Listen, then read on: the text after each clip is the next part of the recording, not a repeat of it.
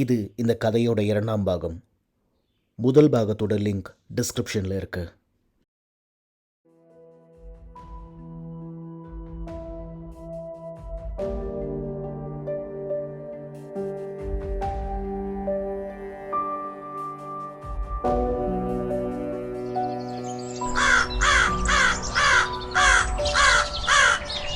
காக்கா கத்துற சத்தம் கேட்டு மயக்கம் தெளிஞ்சு கண்ணை திறந்து பார்க்கும்போது என்னையும் பிரதாப்பையும் ஒரு சேரில் கட்டி போட்டு வச்சிருந்தாங்க.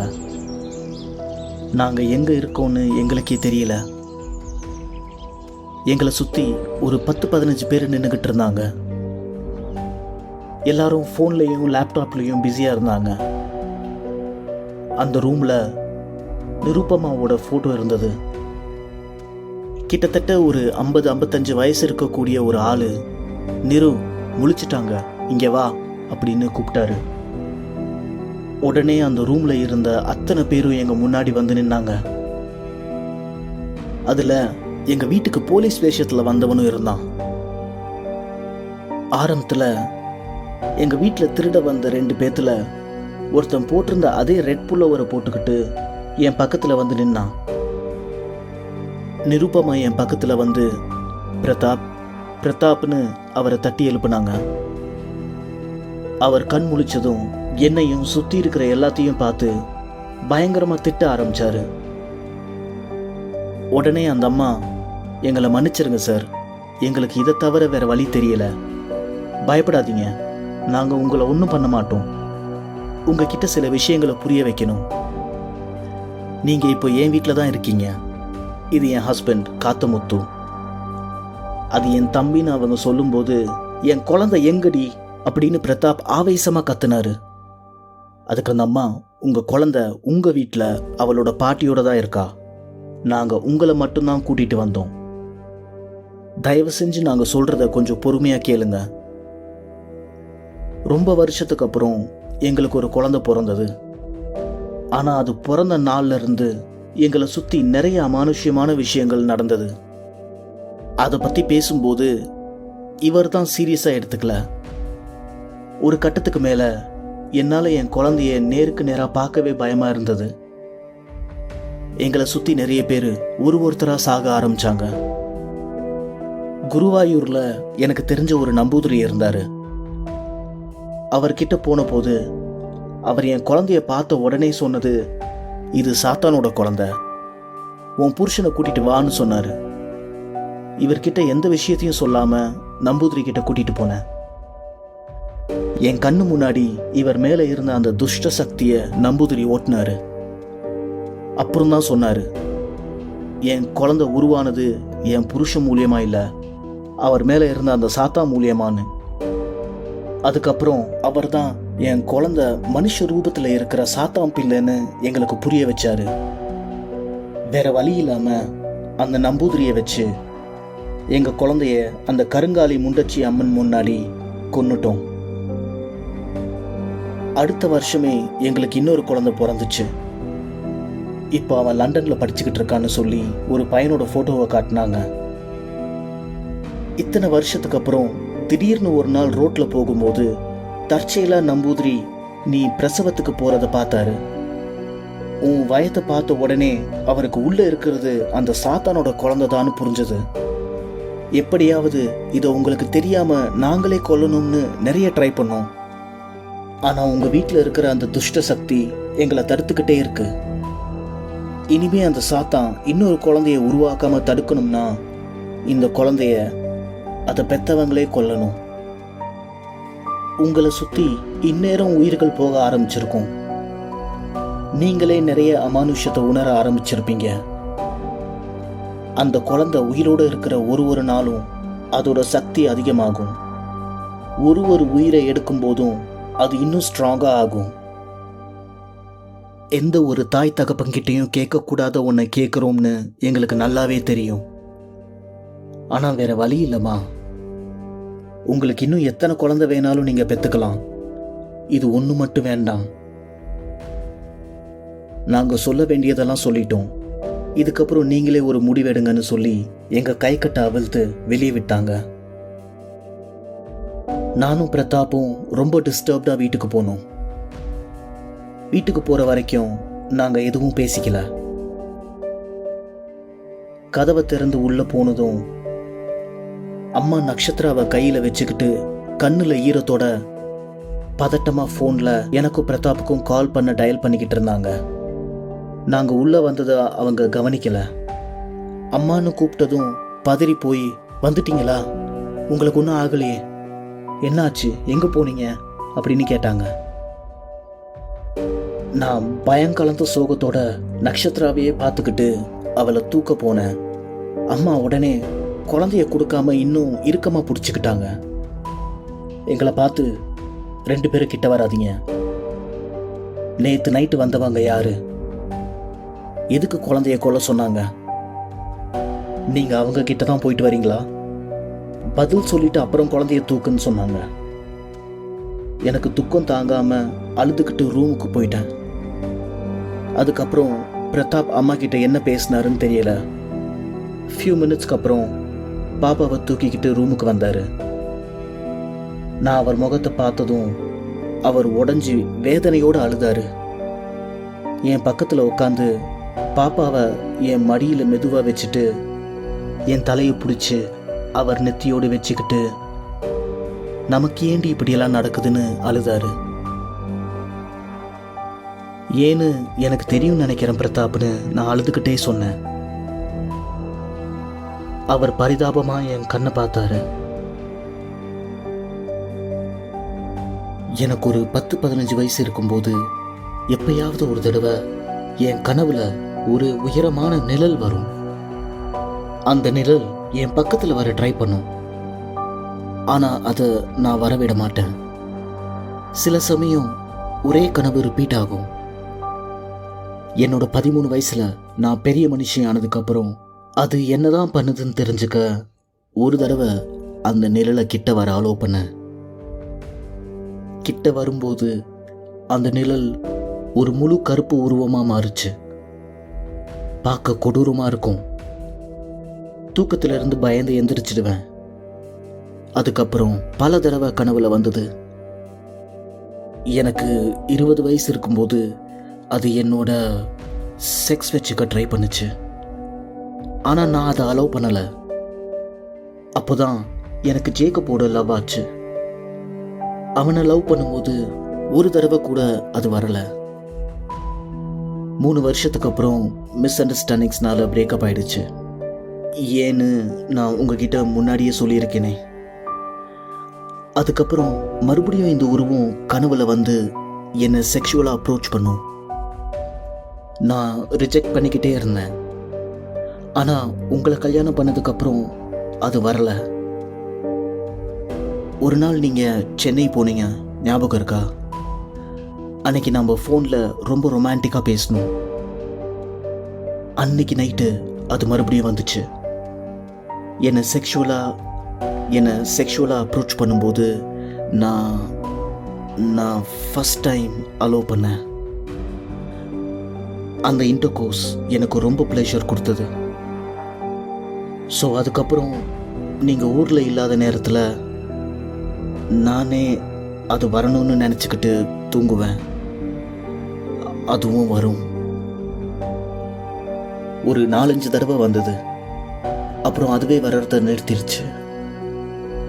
2 monthsல பாப்பா கன்சீவ் ஆனா. அதுக்கப்புறம் 8 மாதம் கழிச்சு பாப்பாக்கு பிறந்த அன்னைக்கு தான் மறுபடியும் வந்துச்சு. அதோட குழந்தை மாதிரி பாப்பாவை கொஞ்சிட்டு அது கையில் எடுத்துக்கிச்சு. இதெல்லாம் வெறும் கனவு தான். ஒரு பார்ட்னர் இல்லாத நேரத்தில் என்னோட மூளை இப்படி ஒரு விஷயத்தை கிரியேட் பண்ணுச்சுன்னு நினச்சி அதை சீரியஸாக எடுத்துக்கல. ஆனால் இப்போ அவங்க 2 பேரும் சொன்னதையும் நடக்கிறதெல்லாம் வச்சு பார்க்கும்போது அது வெறும் கனவில்லைன்னு தோணுதுன்னு பிரதாப் கிட்ட சொன்னேன். இதை எல்லாத்தையும் அமைதியாக கேட்டுட்டு, அப்போ இது உண்மையிலேயே நம்ம குழந்தை இல்லையான்னு கேட்டாரு. எனக்கு தெரியலன்னு சொன்னேன். அன்னைக்கு நைட்டு ஃபுல்லாக இதை பற்றி டிஸ்கஸ் பண்ணோம். நீ சொன்னதெல்லாம் உண்மையாக இருந்தாலும் நம்ம குழந்தைய நாமளே எப்படி அஞ்சலி கொள்ள முடியும்னு அவர் கண் கலங்கி கேட்கும்போது நக்ஷத்ராவை பார்த்தேன். மிருதுவான மல்லிகை முட்டு போல தூங்கிக்கிட்டு இருந்தா. அந்த பிஞ்சு முகத்தை பார்க்கும்போது என் நெஞ்சில் தாங்க முடியாத பாரம் வந்தது. அவளை பக்கத்தில் போட்டு அவளை பார்த்து அழுதுகிட்டே தூங்கிட்டேன். அடுத்த நாள் பாம்பு வெடிக்கிற சத்தம் கேட்டு முழிச்சேன். பிரதாப் எனக்கு முன்னாடியே எந்திரிச்சு வேலைக்கு போயிட்டாரு. மெட்ரோ கன்ஸ்ட்ரக்ஷன் சத்தம் பயங்கரமா தலைவலி கொடுத்துச்சு. நான் குளிச்சுட்டு வந்து வழக்கம் போல கண்ணாடி பார்த்து என் கண்ணுக்கு மை போடும்போது என்னோட கருவிலிக்குள்ள நட்சத்திரா தெரிஞ்சா. என் கண்ணுக்குள்ள இருந்து என்னை பார்த்து சிரிச்சா. அவளோட அந்த சிரிச்ச முகம் கொஞ்சம் கொஞ்சமா கருப்பா ஒரு உருவமில்லாத புகையா மாறுச்சு. டக்குன்னு திரும்பி பெட்ல பார்த்தேன். அவ என் பக்கமா திரும்பி எந்த ஒரு எமோஷன்ஸும் இல்லாம என்னையே பார்த்துக்கிட்டு இருந்தா. எனக்கு ஒரு மாதிரி ஆயிடுச்சு. பகல் ஃபுல்லா அம்மா ரொம்ப கோபத்துல இருந்தாங்க. என் கூட எதுவுமே பேசல. அது எனக்கு இன்னும் ஸ்ட்ரெஸ் கொடுத்துச்சு. சாயந்தரம் பிரதாப் வீட்டுக்கு வந்ததுக்கு அப்புறம் அவர் குழந்தைய பார்க்கவே இல்லை. நான் அவர்கிட்ட கொஞ்சம் இவளை பிடிங்கன்னு கேட்கும்போது கூட கேஷுவலாக வேற ஏதோ முக்கியமாக செய்யணும்னு சொல்லி அவாய்ட் பண்ணாரு. நைட்டு சாப்பிடும்போது ஏன் பாப்பாவை அவாய்ட் பண்ணுறீங்கன்னு கேட்டேன். உண்மையை சொல்லணும்னா எனக்கு இப்போ அவளை பார்க்கவே பயமாக இருக்குன்னு சொல்லிட்டு எந்திரிச்சு போயிட்டாரு. அன்னைக்கு நைட்டு நிருப்பமா தேவியும் அவங்க புருஷன் காத்துமுத்துவும் வாட்ஸ்அப்பில் எப்போ முடிவு பண்ண போறீங்க, நமக்கு நாள் குறைஞ்சிக்கிட்டே வருதுன்னு சொல்லி மெசேஜ் பண்ணாங்க. நான் ரிப்ளை பண்ணாமல் தூங்கிட்டேன். 12 மணிக்கு பாம்பு வெடிச்சது. பிரதாப் திடீர்னு அலறி எந்திரிச்சு தூக்கிட்டு போ எடுத்துக்கோன்னு கத்துனாரு. லைட் ஆன் பண்ணி என்னாச்சுன்னு கேட்டேன். அவருக்கு மூச்சு வாங்கிட்டு இருந்தது.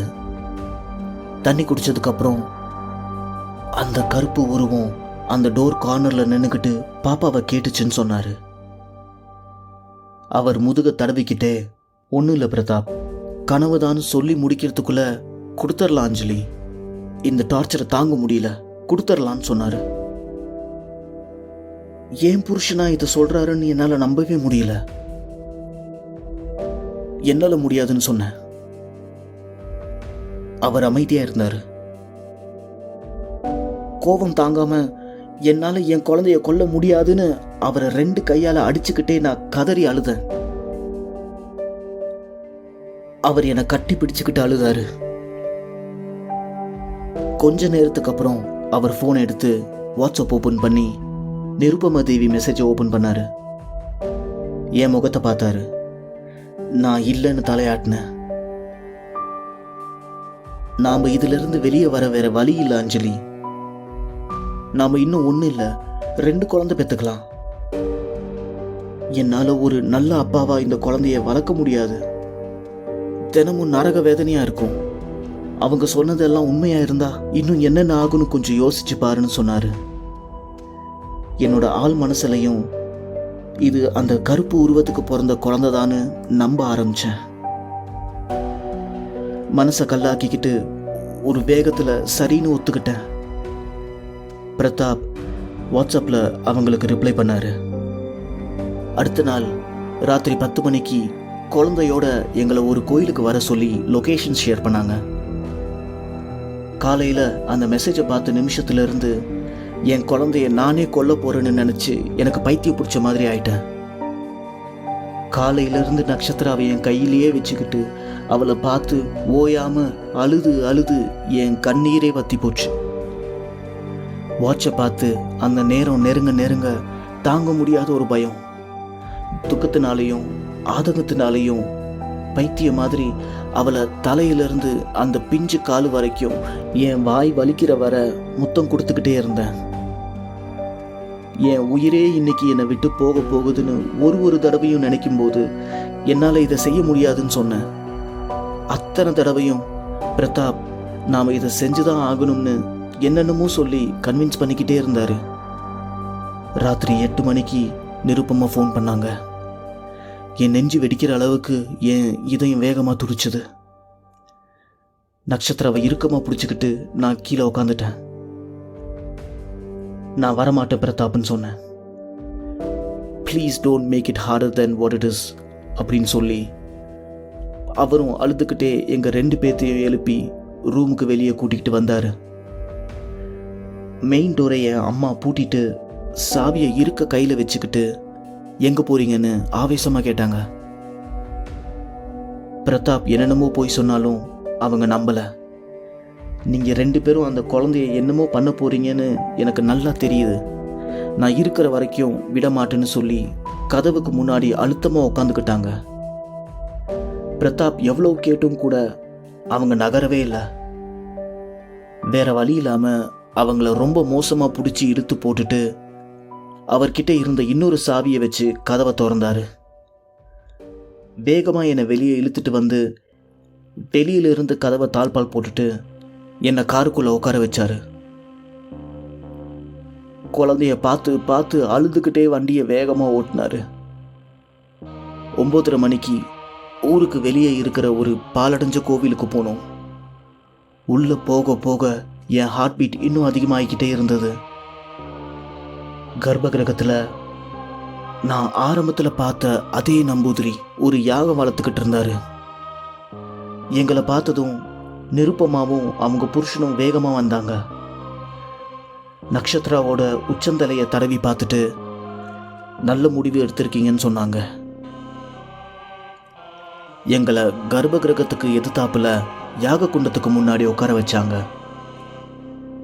கர்ப்ப கிரகத்தில் ஒரே ஒரு சின்ன விளக்கு எரிஞ்சுக்கிட்டு இருந்தது. அந்த விளக்கு வெளிச்சத்தில் ஒரு அம்மன் சிலையோட செவந்த நாக்கு மட்டும் தெரிஞ்சது. நம்பூதிரி குழந்தைக்கு என்ன பேர் வச்சிருக்கீங்கன்னு கேட்டாரு. இன்னும் பேர் எதுவும் வைக்கலன்னு பிரதாப் சொன்னாரு. நான் நக்ஷத்ரான்னு சொன்னேன். பிரதாப் என்னை ஆச்சரியத்தோடு பார்த்தாரு. அதுக்கப்புறம் நட்சத்திர பேரை சொல்லி மந்திரம் சொன்னாரு. கொஞ்ச நேரத்துக்கு அப்புறம் மந்திரம் சொல்றதை நிறுத்திட்டு நிருப்பமாவை பார்த்து கண்ணிலேயே செய்கை காட்டினாரு. அவங்க ஒரு பைக்குள்ள இருந்து ஒரு பாட்டில் பால், வெள்ளி சங்கு, ஒரு சின்ன பாட்டிலில் ப்ளூ கலரில் ஒரு லிக்விடை எடுத்து வெளியே வச்சாங்க. நம்பூதிரி அது எல்லாத்தையும் வச்சு மறுபடியும் ஒரு 5 நிமிஷம் மந்திரம் சொன்னார்.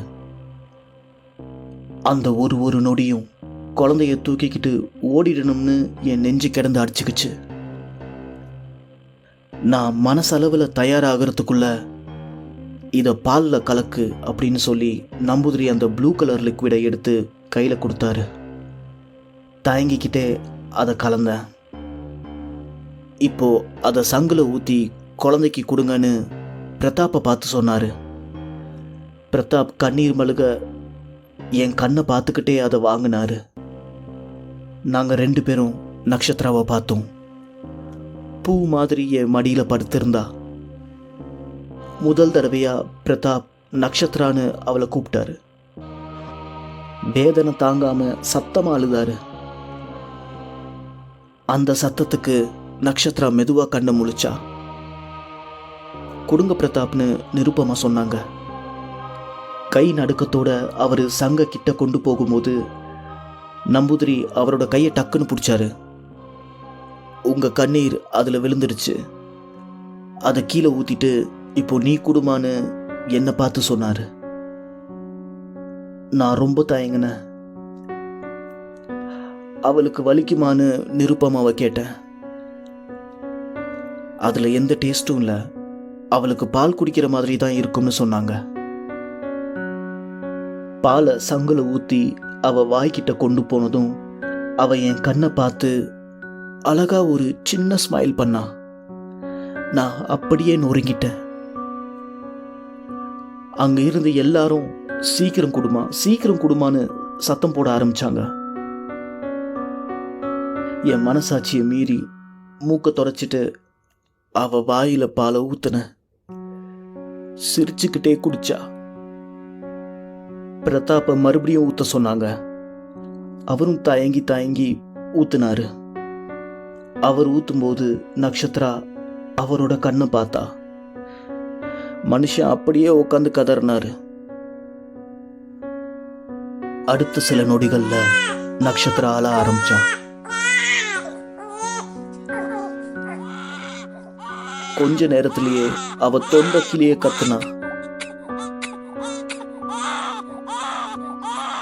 அவளுக்கு வாயிலிருந்து வயிறு வரைக்கும் எல்லாம் எரியுதுன்னு என்னால உணர முடிஞ்சது. ஜடம் மாதிரி ஒண்ணுமே செய்ய முடியாம அவ அழுகிறதையே பார்த்துக்கிட்டு உட்காந்துருந்தேன்.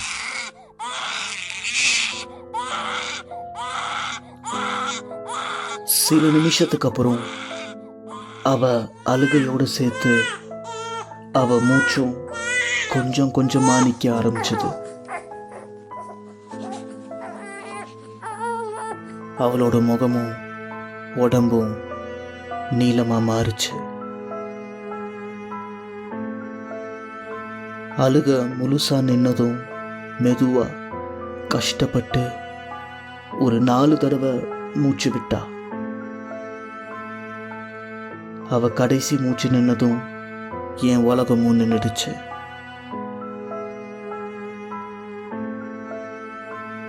அங்க இருந்த எல்லாரும் கையெடுத்து கும்பிட்டு அந்த அம்மனுக்கு நன்றின்னு மலையாளத்துல சொன்னதும் என் உசுர என் கையாலேயே கொன்னுட்டேன்ற விஷயத்த என்னால தாங்க முடியல. கல்லு மாதிரி அப்படியே உறைஞ்சு உக்காந்துருந்தேன். என் மடியில இருந்து நக்ஷத்ராவோட உயிரில்லாத உடம்ப நிருப்பமா தூக்கிக்கிட்டே, அவ்வளோதான், இந்த உலகத்தை நீ காப்பாத்திட்ட, இதுக்கப்புறம் நாங்க பாத்துக்கிறோம்னு சொன்னதும் எனக்கு எல்லாமே இருட்டாயிடுச்சு. தூரத்துல பிரதாப் என் பேரை சத்தமா கூப்பிடுறது கேட்டுச்சு. மயக்கம் தெளிஞ்சு மெதுவா கண்ணு திறந்து பார்க்கும்போது பிரதாப் கைய போலீஸ் ஹேண்ட்கஃப் பண்ணிக்கிட்டு இருந்தாங்க. ஒரு லேடி போலீஸ் என்னை பிடிச்சி எழுப்பி என் கையிலையும் விளங்க மாட்டினாங்க. நாங்கள் வீட்டில் இருந்து கிளம்பின உடனே என் அம்மா போலீஸுக்கு இன்ஃபார்ம் பண்ணிட்டாங்க. எங்கள் ஃபோன் நம்பரை வச்சு ட்ராக் பண்ணி எங்களோட சேர்த்து எல்லாரையும் பிடிச்சிட்டாங்க. மயக்கம் தெளிஞ்சு பார்க்கும்போது நான் ஹாஸ்பிட்டல் பெட்டில் இருந்தேன். என் முன்னாடி ஒரு போலீஸ் உட்காந்துருந்தாரு. உங்களை மாதிரி பைத்தியக்காரங்களை நான் பார்த்ததே இல்லைன்னு சொல்லிட்டு டாக்டர்னு சத்தமாக கூப்பிட்டுக்கிட்டே வெளியே போனார். அதுக்கப்புறம் என்னை போலீஸ் ஸ்டேஷனுக்கு கூட்டிகிட்டு போனாங்க. போலீஸ் ஸ்டேஷனில் கமிஷனர் வந்து பேசினார். இப்போதான் உங்கள் ஹஸ்பண்ட் கிட்ட பேசிட்டு வரேன். எப்படி உங்கள் குழந்தை ஒரு சாத்தானோட குழந்தைன்னு நம்புனீங்கன்னு கேட்டார். நான் நடந்ததையெல்லாம் சொன்னேன். கமிஷனர் ரொம்ப டிசப்பாயிண்டடாக என்னை பார்த்து, உங்கள் குழந்தைய கொன்று உலகத்தை காப்பாற்றிட்டு தான் நினைக்கிறீங்களான்னு கேட்டார். எனக்கு என்ன பதில் சொல்கிறதுன்னு தெரியாமல் உட்காந்துருக்கும்போது என்னால் தாங்கிக்க முடியாத ஒரு உண்மையை சொன்னார். நிருப்பமா அண்ட் கேங் சாத்தானை கும்பிட்ற ஒரு கல்ட் குரூப். கடந்த 4 வருஷத்தில் மறுஜென்மம், பாலிடிக்ஸில் பதவி, அன்நேச்சுரல் பவர்ஸ் வாங்கி தரேன்னு சொல்லி பேரண்ட்ஸை பிரெயின் வாஷ் பண்ணி 7 குழந்தைகளை கொண்டு இருக்காங்க. குழந்தைங்களோட பேரண்ட்ஸ் கிட்ட வேற வேற காரணங்களை சொன்னாலும் உண்மையிலேயே அவங்க செஞ்ச நரபலி எல்லாமே அவங்களுக்கு சாகாவரன் கிடைக்கணுங்கிறதுக்காக. இதை சொல்லிட்டு அவர் என்னை பார்த்து, what strange to me is, நீங்க ஒரு நியூராலஜிஸ்ட், உங்க ஹஸ்பண்ட் ஒரு கோல்ட் மெடலிஸ்ட் இன் சைக்காலஜி, நீங்க எப்படி அவங்கள நம்பினீங்கன்னு கேட்டாரு. எனக்கு வந்த ஆத்திரத்துக்கு அவங்க எல்லாரையும் கொன்னுட்டு நானும் தற்கொலை பண்ணிக்கணும்னு நினைச்சேன்.